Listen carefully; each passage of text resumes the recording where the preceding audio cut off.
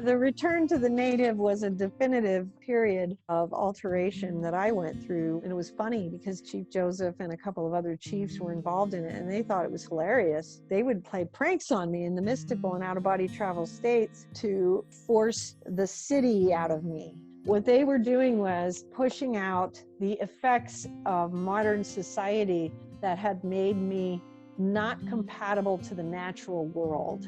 And so I had to become comfortable with the natural world again. And we all have that to some extent, depending on where we live, what we do, and how we live, where we become less compatible to what is natural. And so they were preparing me to move me to the mountains of Colorado. So they wanted me to get comfortable with nature real quick. There was a lot of rituals, and the other one was Sacred Hoop, which was one that I bring up a lot.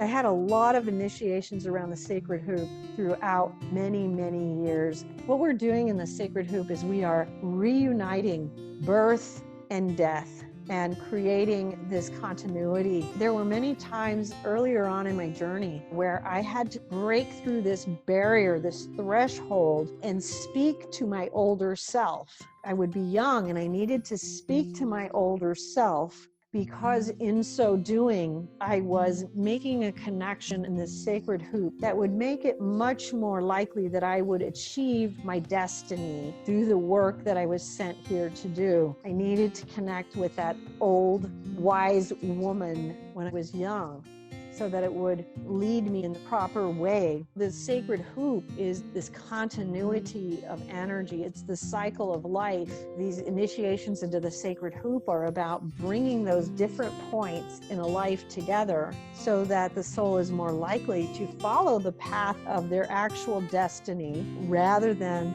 falling away from it.